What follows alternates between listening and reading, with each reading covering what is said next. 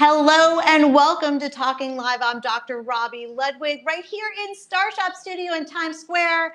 Welcome back. It's 2019 and we could not be... Oh, I would love water. This is Marvin Siegel, the COO of Star Shop and also co-founder of Hotbid.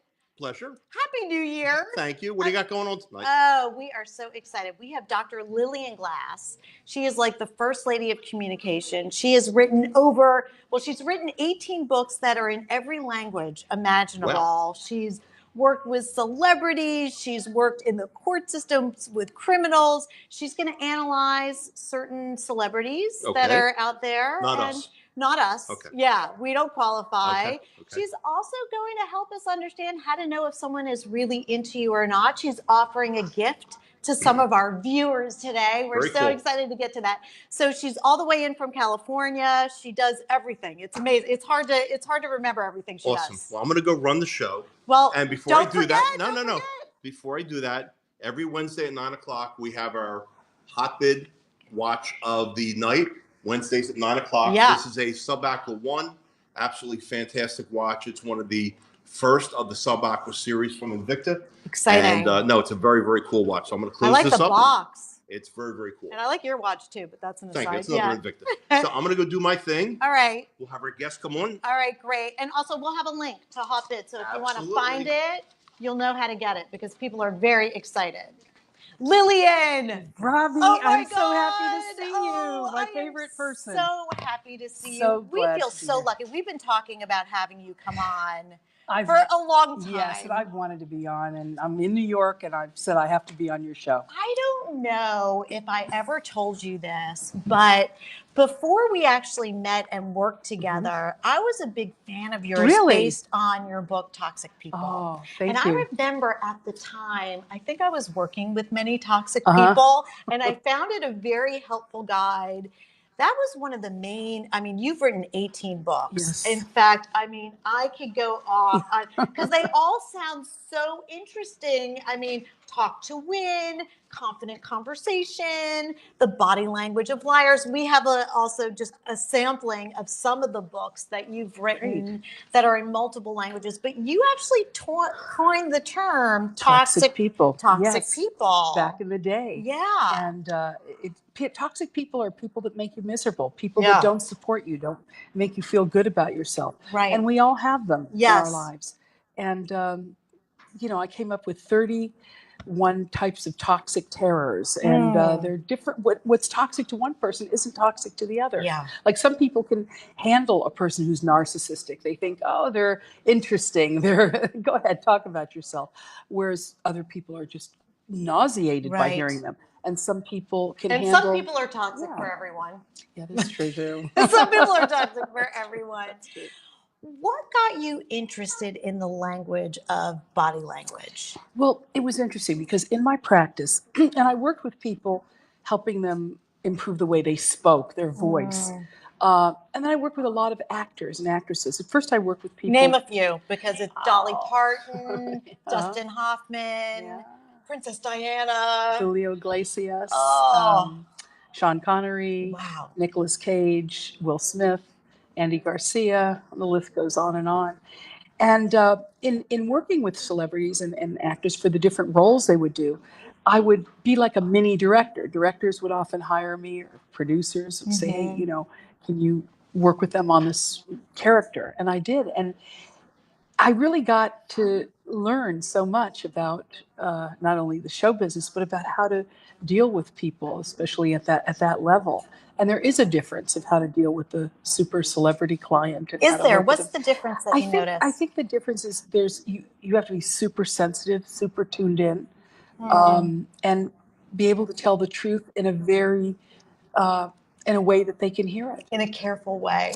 Well, they're sensitive. Yeah, some of them. Actors and actresses are very sensitive, and people don't realize. They think, oh, they're divas. But there's a special kind of person that would be an actor or an actress. Not everybody can do it. I would never want to do it. And it's so. It's so. I couldn't do it. You could do it. No. It's a real talent. Yeah, and it's a calling, and they love it so much, and it's part of them, and so they're very, very sensitive in terms of, and they have to be, of how they approach things. They have to be, because they have to get into the character, into the whole background story. So I love working with them. What was it like working with Princess Diana? It was fabulous. She was wonderful, very cordial. She loved the way I dressed, and I said, "Well, guess who I followed?" You know. But that was amazing. She had read my book, He Says, She Says, and I had a whole thing on there with Prince Charles and her and the dynamics, and she was very impressed with that. So she kind of summoned me, and then we that got must to have been connect. so Yeah, that exciting. was amazing. Was that a highlight in your career? It was one of them. I think one of the highlights was teaching the deaf actress Marlee Matlin to speak for the Academy Awards. That was one of the most exciting things, and just working, with so many wonderful people. But I think a highlight is kind of what you make it. Everything is a highlight. I'm thrilled. The media stuff where we know each other from. We do so much have a media picture together. from an event that we were at yes, together. That's right. It's actually a gorgeous picture of you, not so much of me, but I loved it. I loved it. I was like, I'm putting it in you anyway. look gorgeous. No, because we've had. So then I had the opportunity to meet with you and just learn what you do. And you're so impressive on multiple levels. Thank you so much. And in fact, I recommend that all of our viewers actually go on to Dr. Lillian Glass Facebook page, because it's a lot of fun. You analyze people's clothes, and I think you're like straight on. And I saw today that you said, this is why I'm qualified to make these assessments about various celebrities and what they're wearing. I happen to agree with you. I'd say most of the time, if not all of the time, you worked with somebody who was very high-end in the fashion business. I in fact, body language it's kind of an extension of fashion, because it's what you put on your body also reflects your body language. How you move dictates what you wear, and it's very and vice versa. I was fortunate enough to be dear friends with Mr. Blackwell, the fellow who did the 10 best and the 10 worst list for years, and he was a marvelous man. Beyond marvelous, and he taught me so. Well, he turned out he was a client, and then we became best friends, and just and then he taught me so much about fashion, and he dressed me for occasions, taught me what colors to wear, what would look good on me, what I should stay away from, how to just put it all together, and we would observe things a lot from different eyes and see the whole picture. And it was just so much fun. He was one of the greatest people I've met. And so I do feel quite qualified to talk about fashion as well as body language. So because people say, well, how can you talk about fashion? What do you know? Oh, do I know? Yeah. And I, know about texture and style and even patterns. So I've learned quite a bit. And I mean, you also are hired by attorneys for criminal cases, and do you help your clients present themselves in a certain way? Yes, that's one aspect. I do. I help when somebody sends me a client. I can help them prepare for their trial. And I have to believe in the client, first of all, because I just don't. Me in that way. First of all, Lillian is a straight shooter. So if you want to hear honesty, then read what Lillian has to say. If you don't want honest, then go somewhere else. You can go somewhere else. But, so I'll work with somebody and really help them be the best they can be to present themselves, not to do anything phony. Like I never would have done a case that I didn't believe in. So I really believe that if somebody has, they have a case, I will work with them quite extensively. And I did one case that was fascinating. There was a doctor who was wrongly treated, and when they did a mock trial, people didn't want to give him a penny because he wasn't likable and he didn't come across well, came across arrogant, hateful.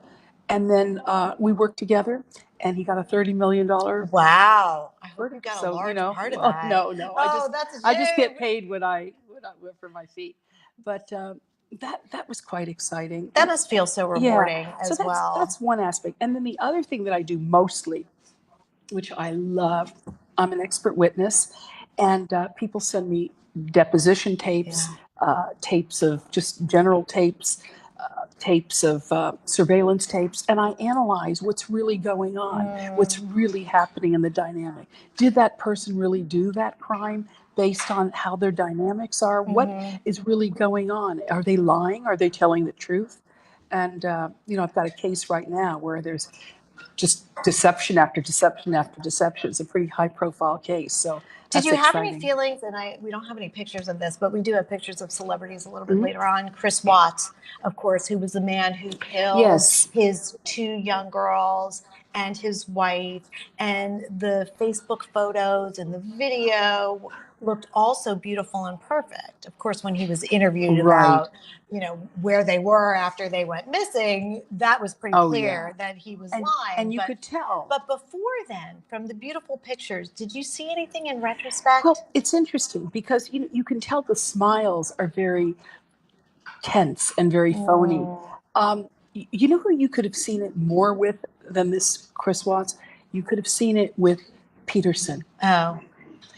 It was very interesting. Scott Peterson, he was not into Lacey Peterson. She was always on him. He was always distant. That is really serious when you look at pictures. Right. Look and see, are you really into that person? Is there anybody who stood out at the awards ceremony who seemed like they were in trouble or in a difficult space? Not really, just taste-wise. I think Brad Cooper should never have worn black shoes. I agree. With a white What jacket. was that? I don't know. All right, maybe he figured he's so good looking he could wear whatever he could wear wants. whatever. I think that was kind of the worst offense. But we have Valentine's Day coming up. It's right around the corner. And I just want to tell everybody, because I'm so excited about this, one of the things that you do, and we'll have your website up so people can see it, is you analyze regular people's photos and videos. You charge for it, as you should. But for our guests on Talking Live, the winner, so whoever shares and likes the show and wins, can get a free evaluation and assessment from Lillian based on any photo or video that you want. As many as you want to send me. Oh, wow. That's really huge. So that is a huge gift. You talk about how can you tell if somebody is really interested in you? And I hear this a lot from my patients who, let's say, will go on a first date. Or this can even happen during a job interview. You say, oh my God, I was getting a good vibe from this person, but something fell apart along the way and I don't know when it really happened. Right. What do you say to people who are in that situation? That's such a good question, because you've got to be tuned into the other person. Right. Watch what they do. Don't just talk about what you want to talk about. Look at how they react to you by what you say. Are they leaning into you? Are they leaning away from you? Are they looking around the room? What's going on? Right. Where are their feet? If their toes are pointing your direction, that's a good sign. Oh. Drop your napkin if you're having coffee and seeing, their feet are in my direction. If their toes are pointing to you, that's a good sign. It means that they're pointing to you, so they're interested. And if you want to see if they're lying, if they tell you things or make up stories, you can read the signals. Are they getting cotton mouth? Are they looking away? Are they licking their lips? Whatever. So you can feel them out, and this way you can see genuine communication. So many young people today, it's so unfortunate. We're so addicted to the computer and communicating through text that we lose that art of one-on-one, what's really going on. So it goes over people's heads unless they're aware of it. So you've got to be tuned in, because if you're not, you can get in a lot of trouble, dating-wise and a lot of other ways. I agree. Financially. One of my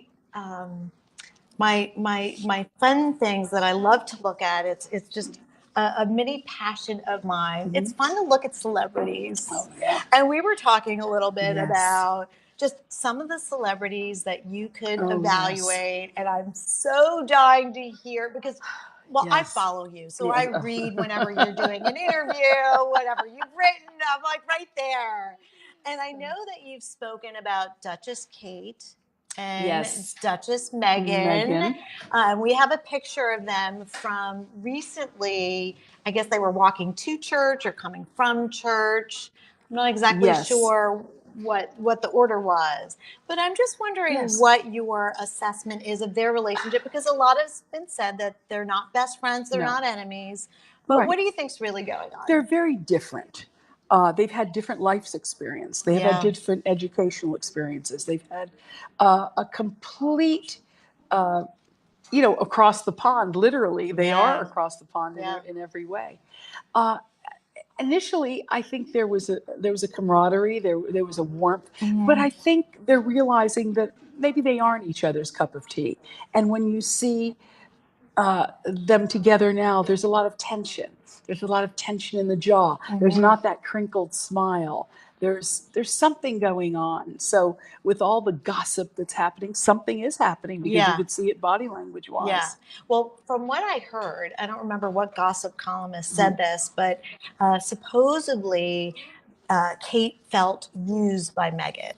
So that Meghan was very nice initially, but then I guess she felt used, like Meghan was climbing. She felt she was a climber. I could see that. Yeah, that certainly Who knows? That certainly is possible. I mean, that whole royal household, all kinds of things go on there. But they're very pretty to watch as they don't get along. They're very pretty. They're very pretty to and watch. They dress beautifully. Oh my goodness. They're A+ when it comes to dressing. That's really my true. Goodness. That's really true. So I wanted to also compare it to when Prince Charles, Camilla, and Duchess Meghan. Yes. I guess it was a birthday party. Yes. Meghan tries very hard. You see it in her facial expressions. The over-the-top smile. Yeah. And there is, I think there is some affection with she and Charles. I do too. With her and Charles. I think he likes her. Yeah. And I think Camilla doesn't like most people. She's kind of in her own world. Yeah. I remember seeing something where she was trying to chat with the Queen. The Queen just walked away from her. God, that's hilarious. So, I mean, Camilla, she's got a lot of enemies out there from the Diana situation. Right. It a lot never of people really can't went forget. away. Sort of, but it's in people's minds. It's in the recesses, as you know, being a psychologist. Yeah. So, people are, they're not that pleased with her, but, he loved her and he should have married her from the beginning. Yeah, it was sad. He was in a bad situation. Yeah, he really was, and I did this analysis once of Camilla, and I looked at what drew him to her. Do you know she is the spitting image of his nanny? Oh, wow. Identical. I mean, from the jawline to the smile to the hair, it was shocking. So, people do have that kind of, like absolutely. You said. So that's why they're together. What's familiar, who you have a positive feelings towards. Amazing. That's why some people are more toxic than others to you, because you can handle them better. Sure. Kim and Kanye, their family Christmas card. Interesting. You really see, Kim is one person that looks beautiful when she doesn't smile. When she does smile, it's not always the most genuine. There's a lot of tension with she and Kanye. You can see it in their pictures. Okay. The little children don't seem that connected or happy. Okay. Even though we'd like to say nice things and isn't that wonderful? No. You see the newest baby. She's not. It doesn't seem like she's not connected. There. She's looking around. She doesn't seem to be that connected. Not happy. The little boy does seem pretty connected. They're cute children. Yeah. Kanye seems happy to me with her. Sometimes. Or he might be manic. And sometimes. Happy or manic. Yeah, that's right. Either Sometimes. Yeah. He is, and sometimes he isn't. But, their dynamic, for whatever reason, seems to work. Yeah. She is an incredible role model at this point. And like it or not, people love her, and they love him, and they love them together. So, I mean, she certainly has brought in a more voluptuous kind of fashion, which I'm all about talking me about too. that. And she has J-Lo. and her makeup is flawless. J-Lo and Alex Rodriguez. Awesome. I mean, what a great couple. She finally got it right. She finally got it right. Oh, and so I think did she's he. in control. Well, to a degree. Yeah, okay. She is. I think it's pretty mutual. You see, she's kind of wants to take the girl role, and she's always in back of him a little bit, but she's still right there. He idolizes her. He looks up to her. He loves her. You could tell, you feel the love in those pictures. Yeah. And unlike when she was with Mark Anthony, he was trying to control her, push her around. It didn't feel right. Or Ben Affleck. Yeah, or Ben Affleck. Yeah. But this, or who was just not there. Right. But this is the most beautiful connection, these two. and they're so right for each other, and you kind of, are like a cheerleader. You're going, come on, make it. We're all rooting for her. you. She's I great. want to make sure that we get to your new role, which is very exciting, and I'm just so excited for you. And by the way, thank you for having lilies, my favorite flower, how and great. You're and welcome. Lily for yes. So you have become an award-winning director and producer of documentaries, and I see the awards coming from all over the place for the recent documentary, Reinventing Rosalie, which is your mother. She's an incredible role model, over 100, Holocaust survivor. We'll have a clip that we can share on Talking Live and for people to see. How did you get into this whole field? Well, since I was 16, I've wanted to be a director and producer. I've just loved film. And, but, my life kind of took a different role, a different path. And I've always wanted to do it in my practice. That's why I love working with celebrities so much. Yeah. And I just, I love having directors in that I'd work with and producers. And, it was just, I was just like in heaven listening to them and loved it.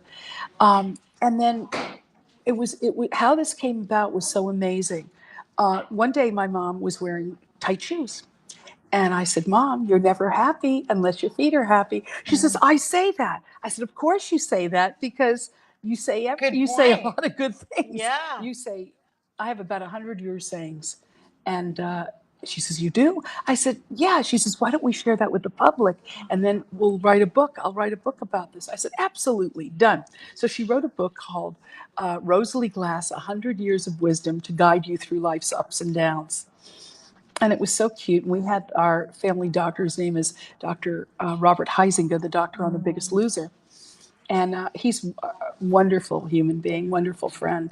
And he said, Lillian, you should do a documentary about this book, about your mother. Because we had him in the book, because one of her sayings is you can cure any illness quickly if you go to the doctor quickly, just make sure you go, don't delay. So, and his picture is in it.